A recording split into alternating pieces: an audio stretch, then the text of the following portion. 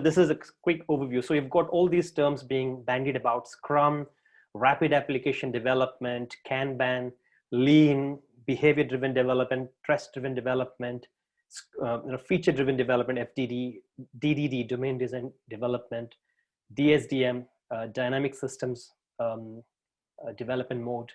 And then you've got change, fighting change, business, how can enable business, deliver value, customers.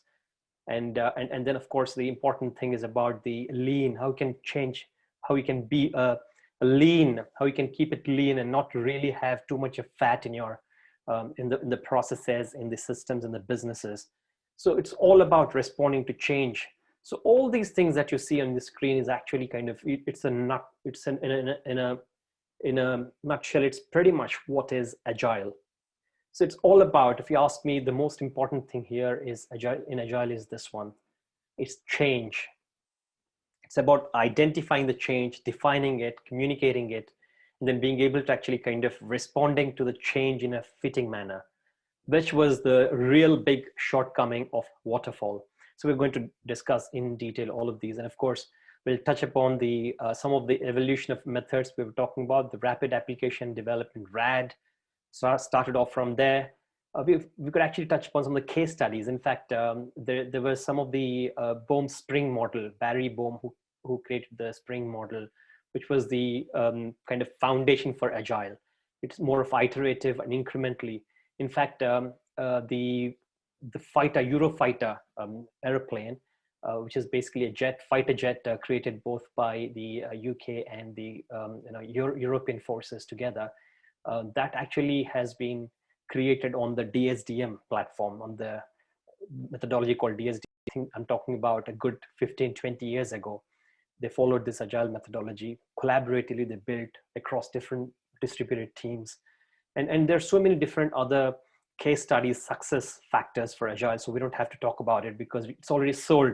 Agile is the way to go. There's nothing, nobody needs to know why you're going Agile, because it's a given. It's like, yes, that's a no-brainer kind of a thing right now.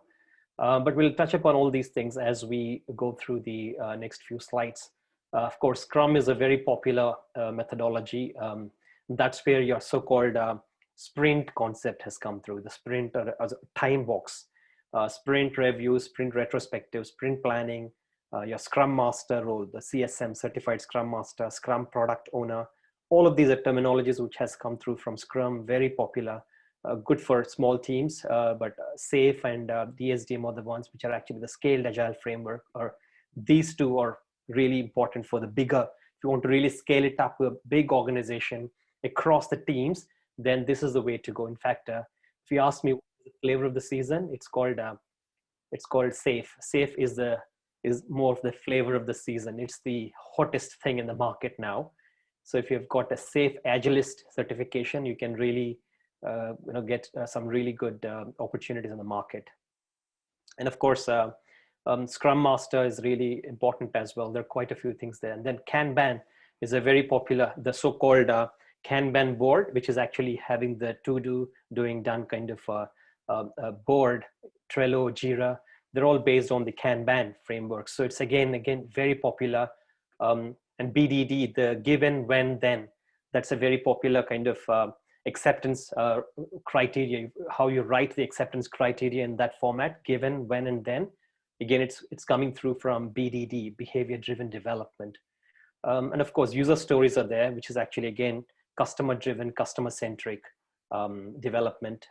Again, that's another popular one. So you can actually get to see that Agile is pretty much kind of, it's not just one, but it's actually a good mix, a blend of different practices and different good things taken from all over the methodologies, approaches from all the way from dating back to about 20, 25 years ago. But then we need to go Agile. There's no other option because it's actually the best platform. It has the best tooling and the best techniques to help us understand the change and then being able to actually manage the change better. We'll discuss that. How it's going to do that is what we're going to discuss today.